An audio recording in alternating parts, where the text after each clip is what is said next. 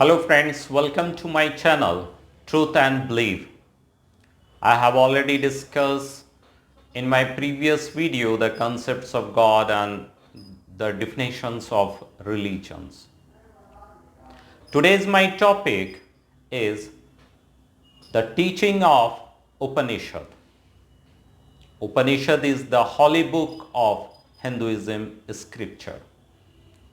The Upanishad represent the loftiest height of ancient Indo-Aryan thought and culture. The literally means of Upanishad is sitting down near or close to. In other sense of the term, Upanishad means Brahma knowledge. There are more than 200 Upanishads. The only 13 have been identified. In each of the four Vedas known as Rig, Yajur, Sama and Atharva Veda, there is the large portion which deals predominantly with the rituals and ceremonials and which has for its aim to show man how by the path of right action he may prepare himself higher attainment. Following this in Veda is another portions called Upanishad, which deals whatly discriminations and ultimate spiritual vision.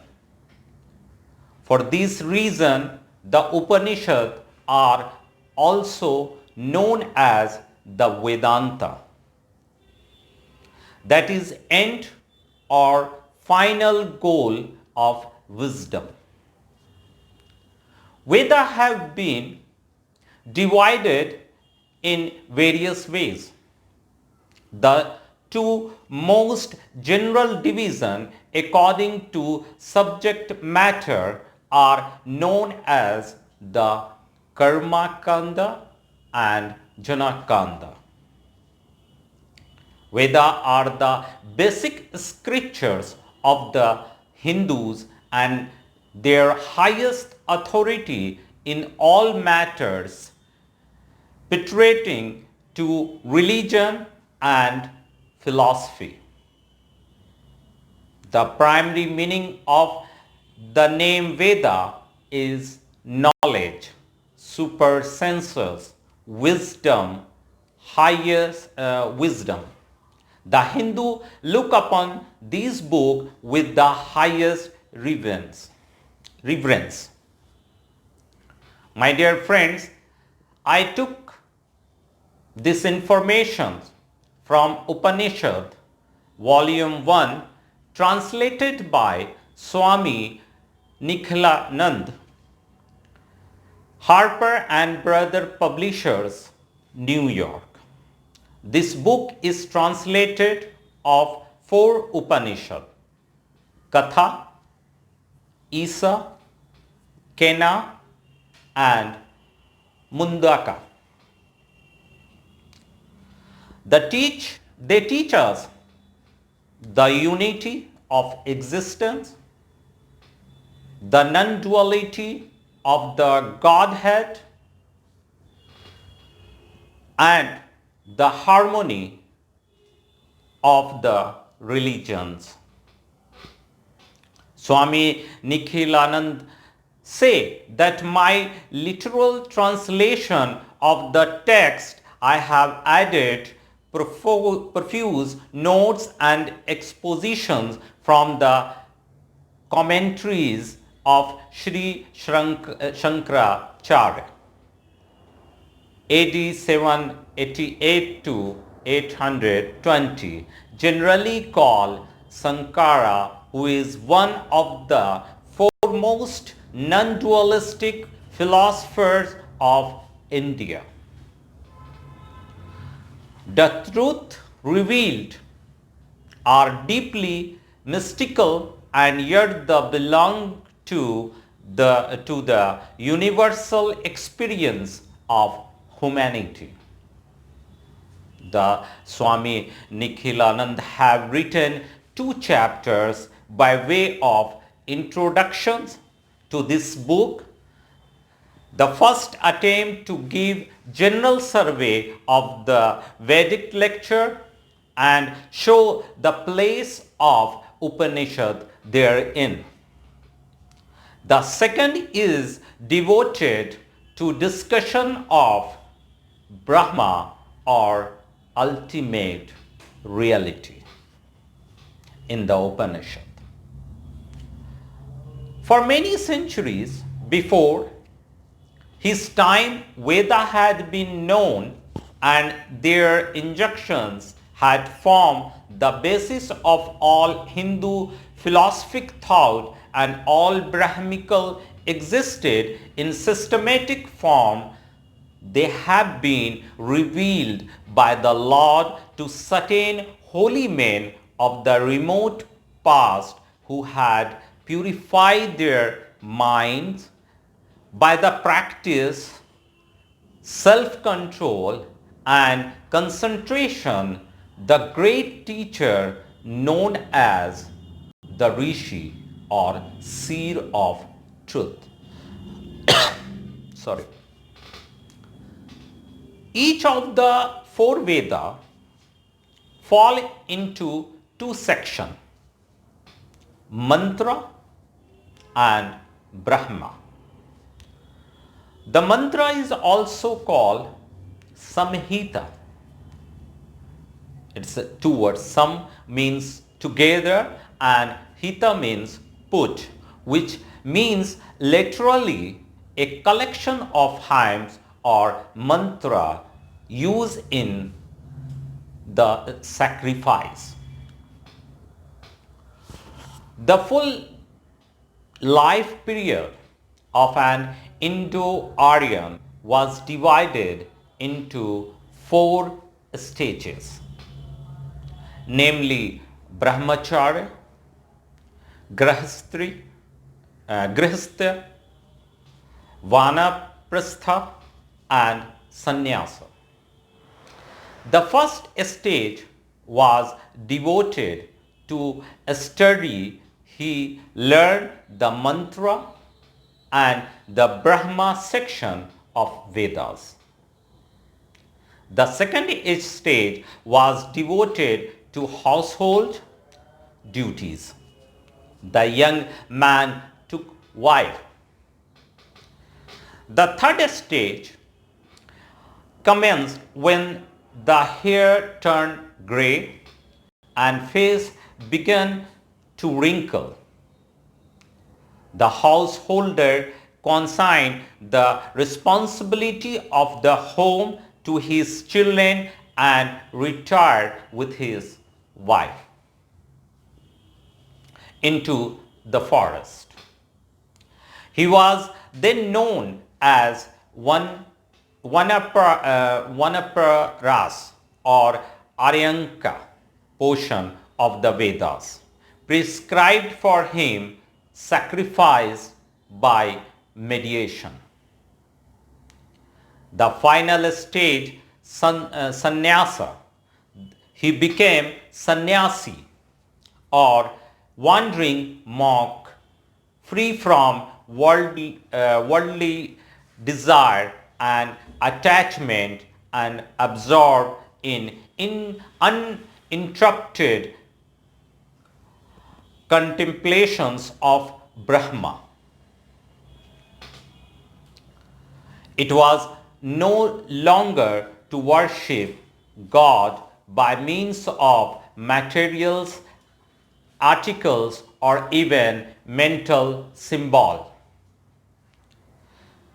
The sannyasi took the vow of dedicating his life to truth and to the service of humanity and was honored as a spiritual leader of society. And it was for him that the Upanishad, which are mostly concluding portions of Aryanka,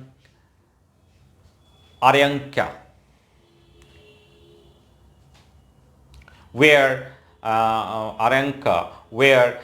intended the Upanishads are concerned with the direct experience of Brahma.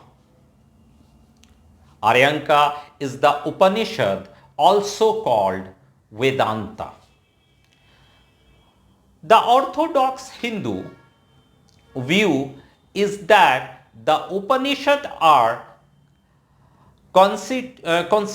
consistent, that they describe a single truth, namely the reality of the non-dual Brahman, and furthermore that is the same truth is rendered in Bhagavad Gita and the Brahma Sutra.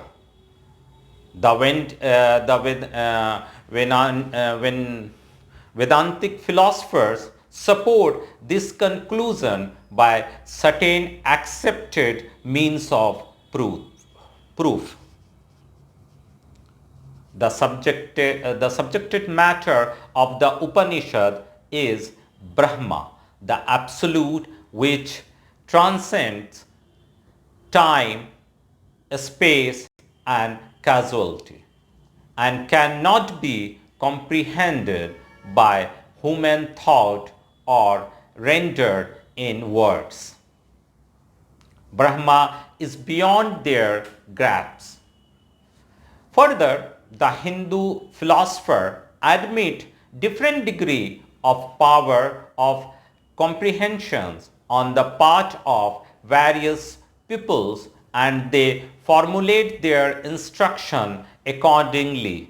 But such different do not affect Brahma itself, which is the final object of Upanishad knowledge. According to Shankaracharya, the sole purpose of the Upanishad is to prove the reality of Brahma and the phenomenality or unreality of the universe of names and forms, and establish the absolute oneness of the embodied soul and Brahman. This Vedic truth is not product of human mind and cannot be comprehended by the unaided human intellect.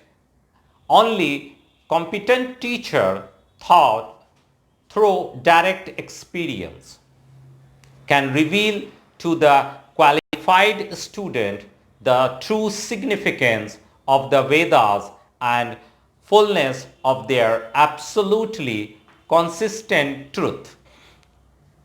Upanishad containing the knowledge of self. The knowledge that was prized most in ancient India by the Rishi was known as Vidya. As a result of this Vidya or knowledge of reality, one attains bliss, and immorality is quite different from ordinary knowledge, which is the product of intellect. Vidya is supersensual and supermental experience. According to Munuka Upanishad, one should acquire two forms of knowledge. The apara, the means lower, and the para means higher. The lower consists of 4 Vedas. The importance of lower knowledge was admitted by the rishis. It is conducive to man's material welfare, but its results are impermanent.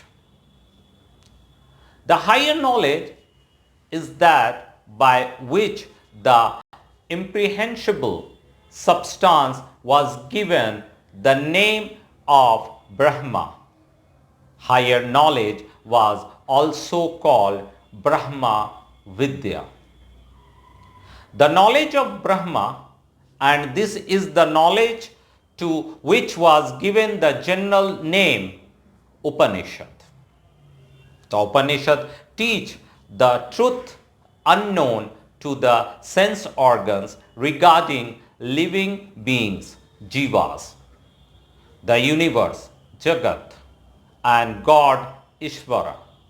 They describe the nature and attributes of Brahma, its reality and manifestations, its power and aspects. They also describe the creations, preservations, and ultimate dissolutions of the universe and the changes, modifications of nature, Prakriti. The solution of many of our most vital problems must come, therefore, from regions beyond the scope of the ordinary faculty or of region. Is there a soul apart from the body? Is there a soul apart from the body? What happens to the soul after the death of the body? Is the soul survives the destructions of the body? Does it ever returns to earth? Is man responsible for his good and bad action? What is the goal and purpose of human life? Our conduct and work depend upon our answer to these questions. And yet we cannot answer them intelligently with an intellect added only by the sense. Or again, does God exist? Is God endowed with a form, or he is formless? Has he attributes, or he is attributeless? And many more. An inquiring mind longs to find satisfactory answer to these philosophical questions. But there is no human means to satisfy such a longing. Only the knowledge of Brahma can break the fetters of the heart and solve all doubts. This is the Hindu view. That is why the Lord himself promulgated this knowledge in the world through rishis. The more a man's intelligence deepens, the more his heart is made pure and his mental horizon widens. The more will he understand and appreciate their teachings as preserved in the Vedas and the Upanishads. One can hardly exaggerate the influence of the Veda upon the individual and collective life of the Hindu since the days of their greatness, both the political and the religious life of India have undergone tremendous changes. Many aggressive races have entered. The Swami Nikhilan says, the modern Hindu do not perform sacrifices like their ancestor. The worship in the temple has been influenced by the Smriti and the Puranas. Indian philosophy is divided in two classes, orthodox and heterodox. The orthodox philosophy is again subdivided into 6 groups. These groups are called orthodox because they rest upon the Vedas, not because they accept the idea of Creator God. The Samkhya philosophy, one of the orthodox system, does not believe in God as the creator of the universe. Thus, the Veda have influenced every vital phase of Hindu life. The knowledge of Brahma is not the monopoly of any country, sect or race. It was developed in a special manner on the banks of the Gangas and the Indus by the Indo-Aryan seers. Nevertheless, like Brahma itself, Brahma Vidya is universal. It belongs to all people and all times. It is the universal truth that is the common essence of all religions and faith. The Upanishad describe Brahma as having 2 aspects. One devoted of any qualifying characteristic, Nirvisha, and other endowed with qualities, Savisha. When Brahma is said to be described of qualifying characteristic, what is means is that the Supreme Brahma cannot be pointed out or described by any characteristic or sign. In inferior Brahma, on the other hand, can be described by certain characteristic and recognized by variety of its attributes. But what is final conclusion of the Upanishads? Concerning the ultimate nature of Brahma, Shankaracharya affirms that the purpose of Vedanta is to establish that attributeless Brahma as ultimate reality. He states in commentary on Brahma Sutra, part 3rd, that though Brahma has been described in Upanishad as both Nirguna and Saguna, yet the goal of the scripture is to uphold the unconditioned and attributeless Brahma as the supreme truth and not the other.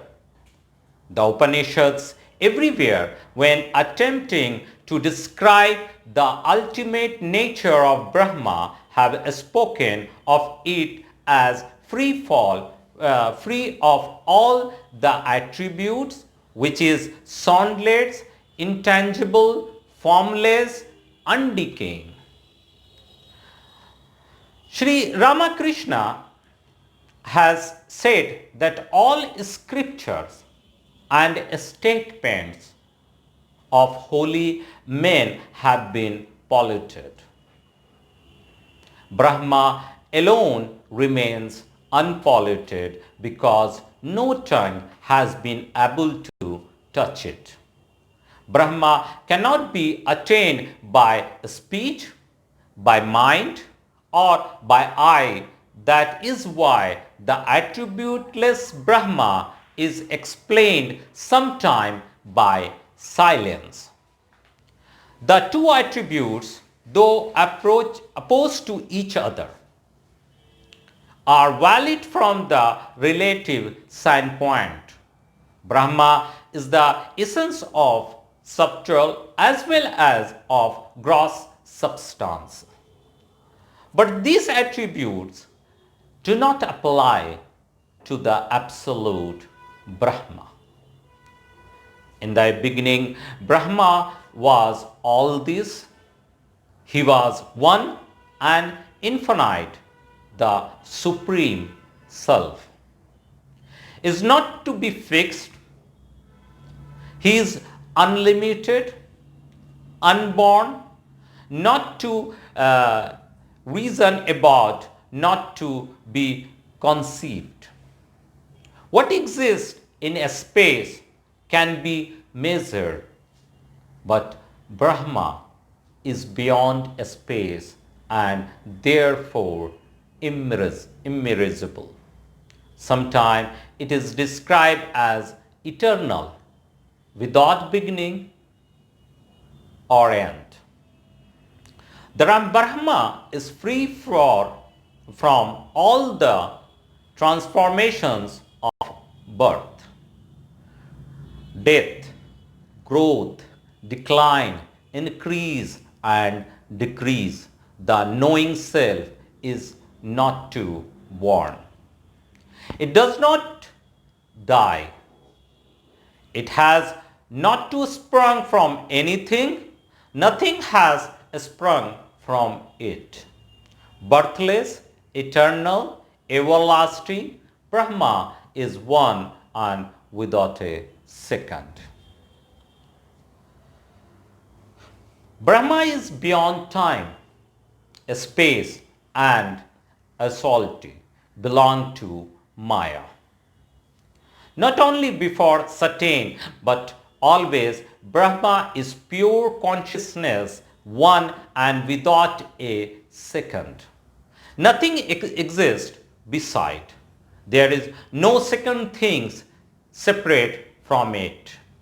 Its secret name is Satyas Satyam, means the truth of truth. This remarkable statement points out that Brahma alone is ultimate reality. Acho Anyad Artham, the self is free from sin, free from age, from death, and grief, from hunger and thirst.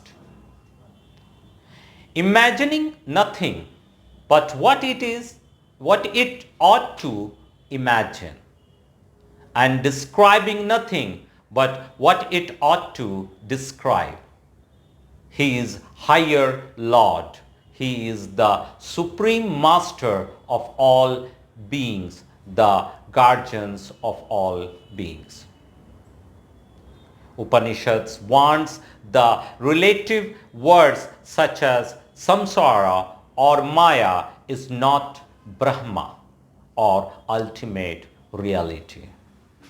Time, space and cautions which are projected by Maya create samsara and accounts for its unreality. Maya itself is unreal. Thanks my friends to view my video. It's a small try to spread the great teaching of Upanishads. Hope this video will help you to understand the great teaching of Upanishads. I will discuss with the new topic in my next video. So please do subscribe my channel and stay updated. If you like this video, so please don't forget to press the like button. Thank you, my friends.